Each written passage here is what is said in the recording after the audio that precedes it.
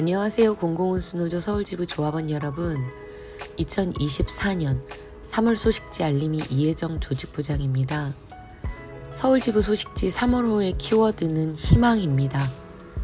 봄꽃을 기다리는 마음으로 투쟁의 승리를 기원하는 노동자들의 목소리가 가득 담겨있기 때문입니다.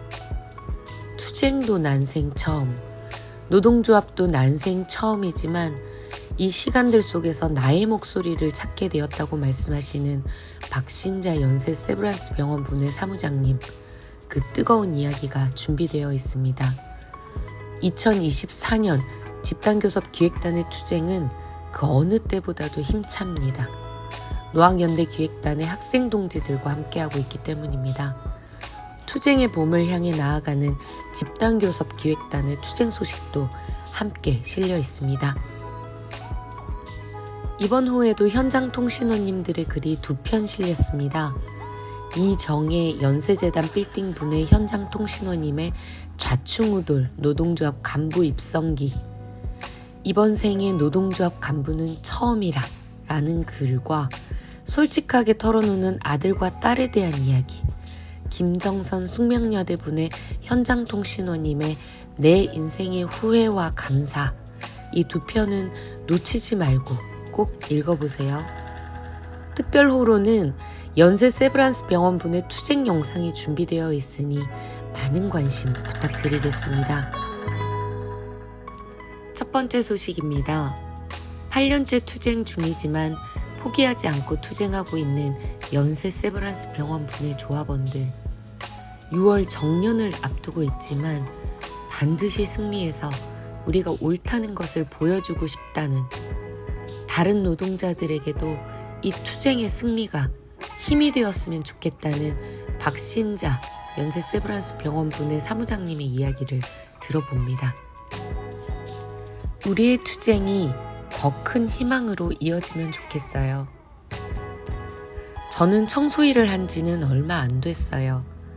평생 사무직으로 일하다가 나이가 드니 써주질 않더라고요. 알바 자리도 안 나오고요. 그래서 청소 일을 하게 됐죠. 세브란스 병원에는 급하게 사람을 구한다는 소식을 듣고 들어오게 됐어요. 제가 여기서 일해보니 세브란스 병원은 사람이 계속 나가요. 하루 만에 나가는 사람도 있어요. 대개가 일이 힘들어서 혹은 괴롭힘을 견디다 못해서 나가요. 저 역시 일이 힘들었지만 어차피 인생 끄트머리에서 할 수 있는 일이 이 일밖에 없다고 생각하고 버텼어요. 요령 피우지 않고 힘든 현장에 배치되면 배치되는 대로 주어진 일을 성실히 하려고 애썼죠. 저는 노동조합 활동도 투쟁도 처음이에요. 노동조합 활동을 오래 하신 다른 분의 조합원님들을 보면 백전노장들을 보는 느낌이었어요.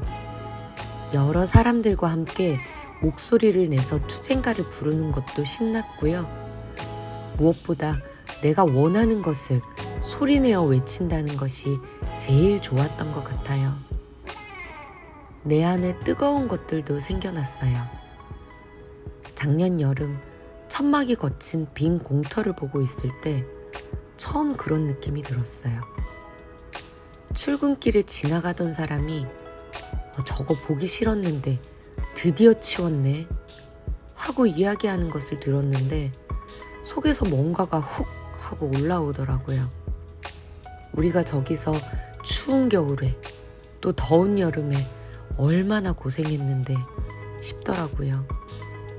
그렇게 천막을 지키며 우리가 조금씩 만들어온 변화가 한순간에 사라져버린 것 같은 느낌이 들어서 마음이 좋지 않았어요.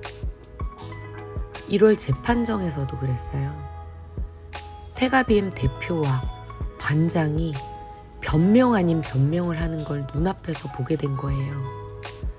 반장이란 사람은 현장에서 노동자들에게 욕설을 일삼던 사람인데 판사 앞에서는 자기는 부양해야 할 어머니도 있고 자식도 있다고 하면서 가족의 생계를 책임져야 하니 선처를 바란다고 울먹거리더라고요.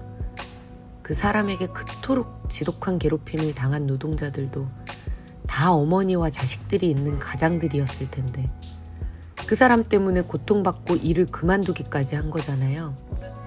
자신의 죄를 인정하지 않고 선처를 바란다니 정말 기가 막히더라고요.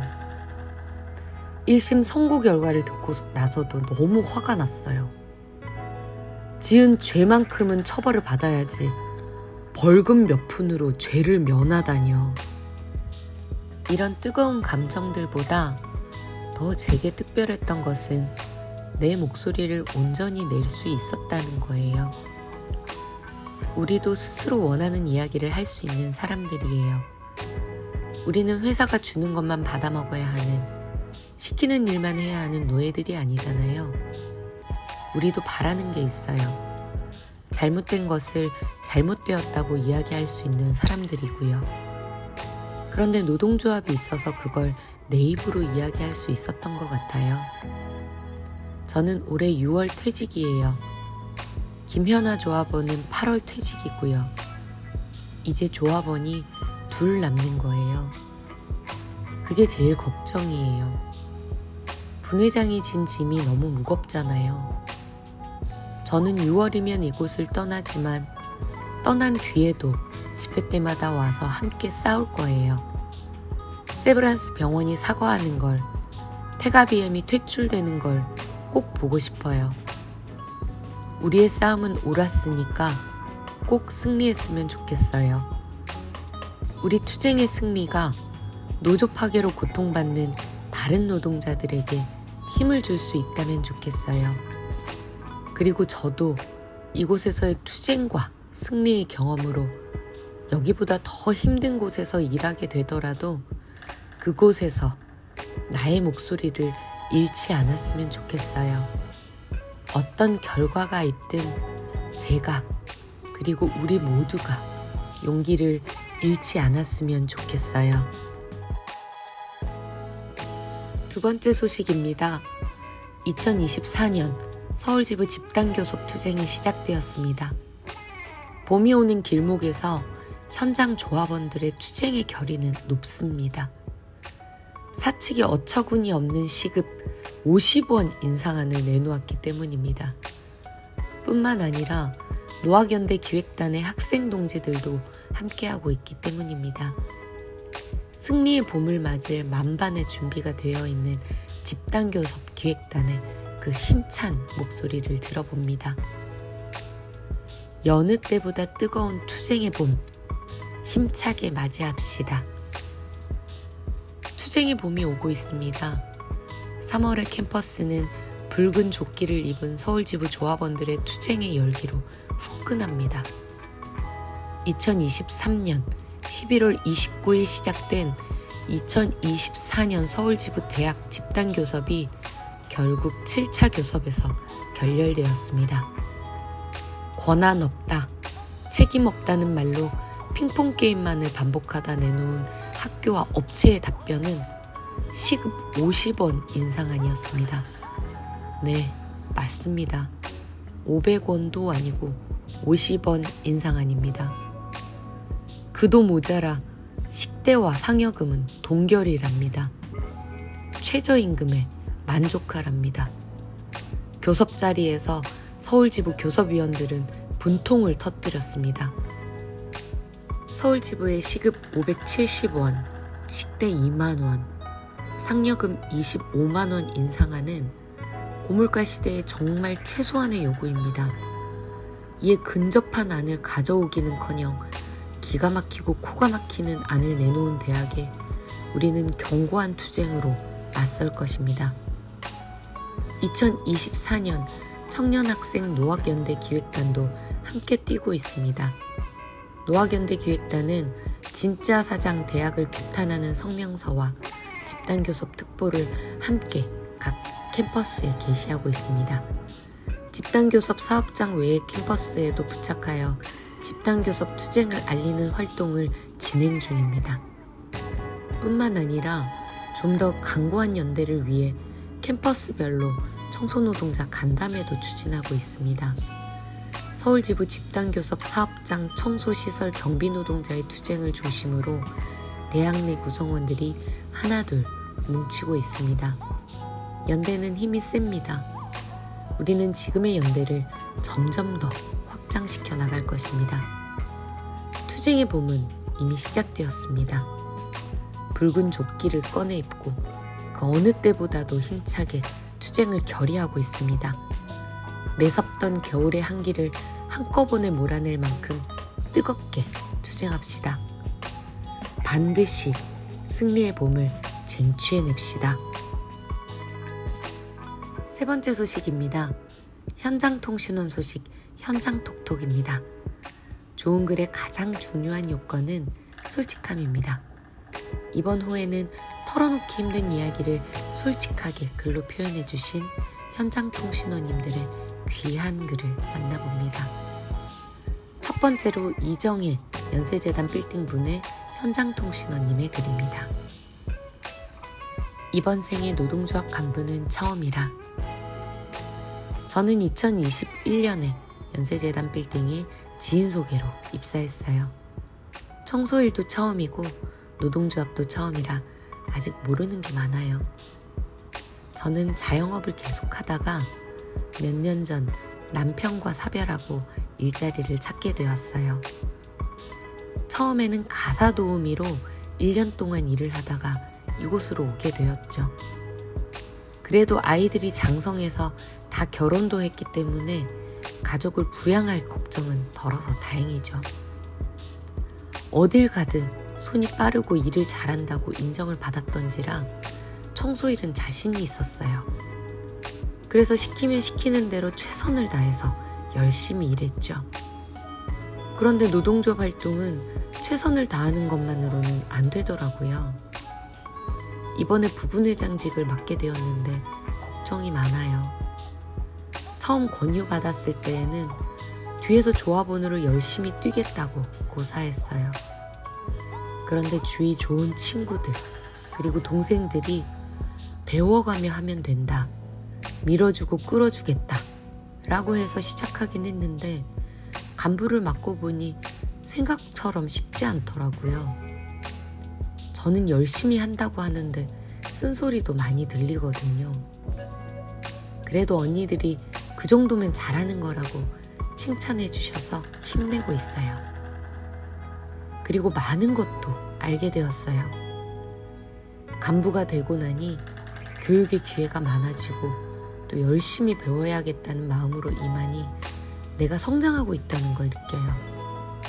내가 노동자로서 어떤 인식을 가지고 일해야 하는지, 노동조합 활동이 어떤 것인지 눈을 뜨게 되었다고 할까요?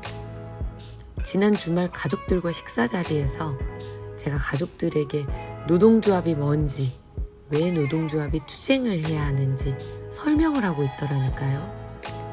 조합원들에게 모범이 되어야 한다고 생각하니 교육이 더 필요하다고 느꼈어요. 게다가 현장에서 활용할 수 있는 내용들이라 재미있어요. 일상 사업을 잘해야 조합원 단합이 잘 된다고 배워서 조합원들과 마주칠 때마다 인사부터 꼬박하고 있거든요. 한 달에 한 번 생일인 조합원들을 모아서 조촐한 생일 파티를 하거나 소모임도 해보려고 준비 중이에요. 부족한 점이 많지만 우리 조합원들이 한마음으로 단결에 투쟁할 수 있었으면 좋겠다는 바람 하나로 앞으로도 열심히 해보려고 합니다.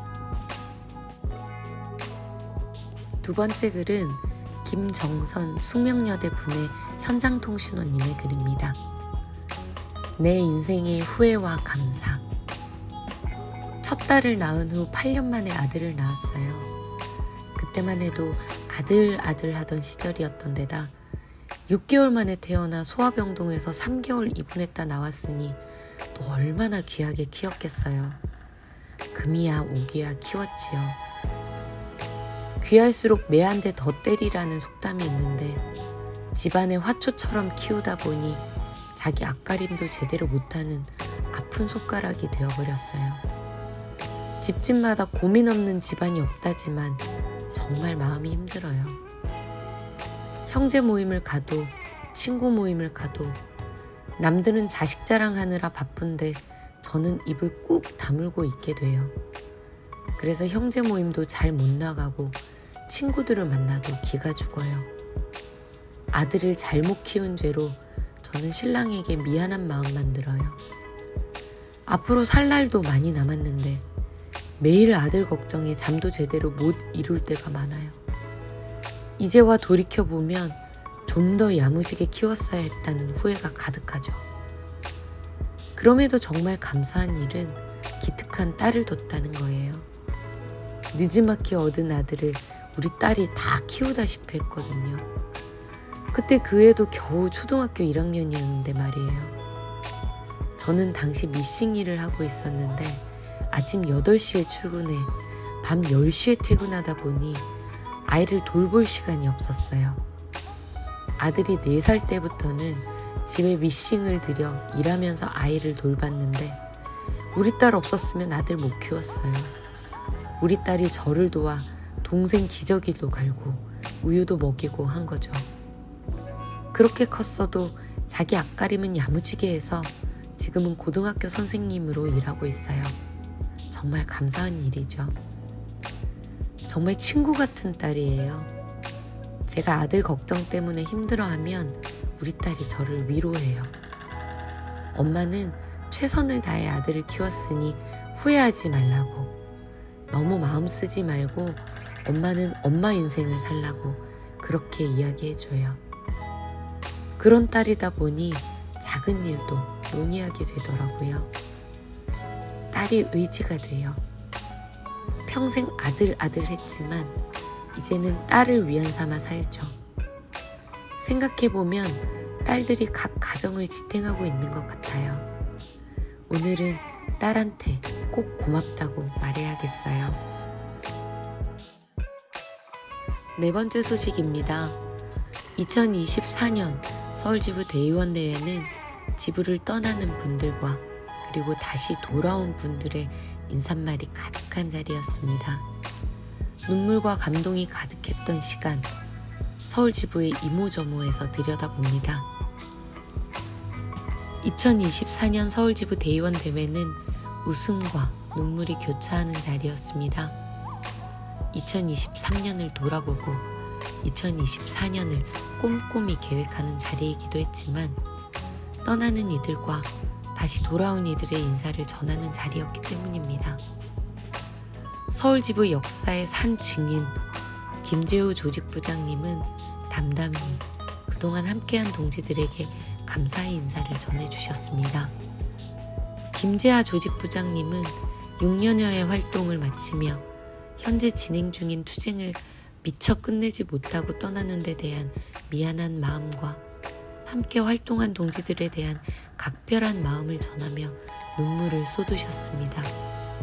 또 2년간의 임기를 마치고 현장으로 복귀하시는 박진국 수석 부지부장님의 힘찬 격려의 말씀에는 마음이 벅차올랐습니다. 1년간 휴식 후 다시 돌아오신 김선영 조직부장님의 인사에 많은 간부님들께서 반가움을 전해주셨습니다. 그리고 이번에 선출되신 김영민, 김지민, 문유래, 이혜경 부지부장님, 그리고 박창석, 김효영, 장일애, 허진석, 강혜원, 안세영, 조은지 회계감사님, 2024년도 잘 부탁드리겠습니다. 서울지부의 19년 역사는 이렇게 많은 이들의 발걸음으로 만들어졌습니다. 사람이 지나간 자리에는 반드시 온기가 남습니다. 차곡차곡 쌓인 온기로 2024년 한 해도 잘 보내봅시다. 봄의 길목에서도 서울지부의 투쟁은 계속됩니다. 투쟁 일정 소식입니다. 연세 세브란스 병원 부대는 노조 파괴 1심 선고 이후 집중 투쟁을 시작했습니다. 매주 목요일 오후 4시 신촌 세브란스 병원 정문 앞에서 목요 집회가 진행되고 있습니다. 신촌 세브란스 병원 로비에서는 매일 낮 12시 40분 점심 선전전에 이어 매일 오후 4시에도 퇴근 선전전을 진행합니다. 포기하지 않고 끝까지 싸우겠다는, 퇴직을 하고서도 집회에 나와 세브란스 병원이 사과하는 것을 반드시 보고야 말겠다는 네 분의 조합원님들께 힘을 보태주세요. 서울 도시가스 분해의 투쟁이 또 한 계절을 넘겼습니다. 매주 화요일 저녁 6시 30분 염창동 서울도시가스 본사 앞에서 투쟁문화제를 진행합니다. 포기하지 않고 투쟁을 이어나가고 있는 서울도시가스 분해 조합원님들께 힘을 실어주십시오. 마지막으로 쿠팡물류센터 지회 후원주점 소식입니다. 3월 29일 금요일 오후 2시부터 남영역 쉼에서 진행됩니다. 쿠팡 자본의 악랄한 해고, 압수수색, 법적 탄압에도 포기하지 않고 싸우는 해고자들과 쿠팡 물류센터 지회를 응원하는 자리에 함께해주세요. 서울지부 소식지 2024년 3월호는 여기까지입니다. 길고 지난한 투쟁이지만 봄이 반드시 오고야 만다는 것을 믿는 우리 서울지부 조합원님들, 우리의 믿음은 반드시 이루어질 겁니다. 서로 붙든 손만 놓지 않는다면 말입니다. 뜨거운 투쟁의 현장에서 승리의 꽃을 피워봅시다. 그럼 4월에 기운찬 얼굴들로 다시 만나요.